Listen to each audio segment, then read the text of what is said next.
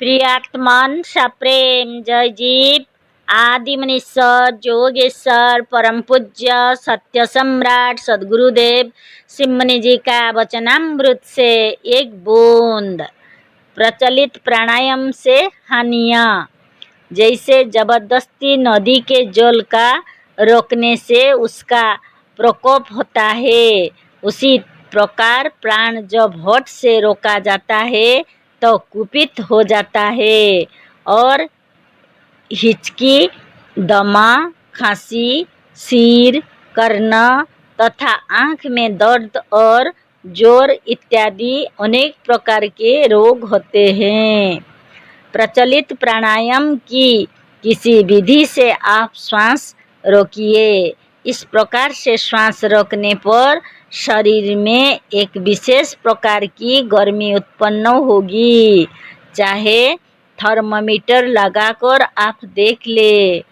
इस गर्मी से और शरीर के जंत्रों के चलने से कार्बन डाइऑक्साइड गैस जो मनुष्य के लिए विषतुल्य है, अधिक उत्पन्न होगा और बाहर जाने का रास्ता ना पाकर ऊपर उठता हुआ दिमाग तक पहुँचेगा और उसे खराब कर देगा। कार्बन डाइऑक्साइड गैस के इस विष से धातु भी क्षीण हो जाती है। अनेक नवयुवक इसी प्राणायाम से धातु क्षीणता के रोग में फंस जाते हैं। विद्यार्थियों और गुरुकुल के लड़कों को इस प्रकार के प्राणायाम की शिक्षा नहीं देनी चाहिए। यह प्राणायाम लड़कों के लिए विष के समान है, पर यही आजकल बच्चों को सिखाया जाता है। लड़कों के माता पिता तथा शिक्षकों को चाहिए कि अपने लड़कों को इस प्रकार का प्राणायाम ना करने दे और जहाँ इस प्रकार की शिक्षा मिले वहाँ जाने से रोक दे। मजहब और धर्म के नाम पर लोग विष पी रहे हैं। बाहर से सर्वदा शुद्ध वायु भीतर को जाती है और भीतर से अशुद्ध तथा गर्म वायु निकलती रहती है।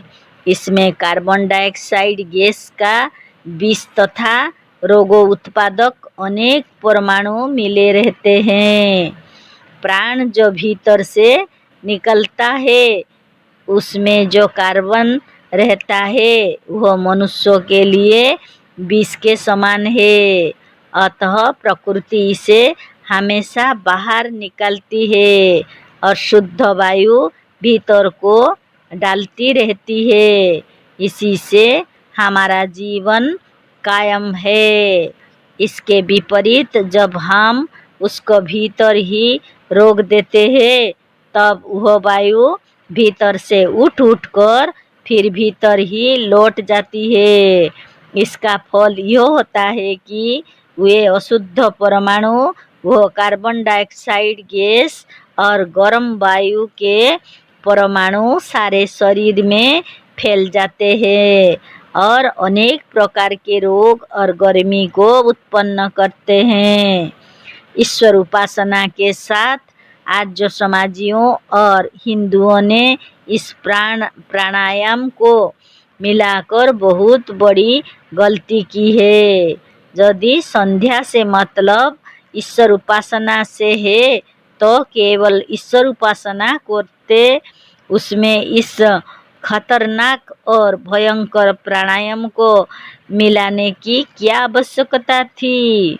ईश्वर तो आपकी भक्ति से प्रसन्न होगा, प्राणायाम से नहीं। प्राणायाम तो जोगी लोग करते हैं जो ईश्वर का भी भरोसा छोड़कर अपने कर्मों, कर्तव्यों और साधन का भरोसा करते हैं।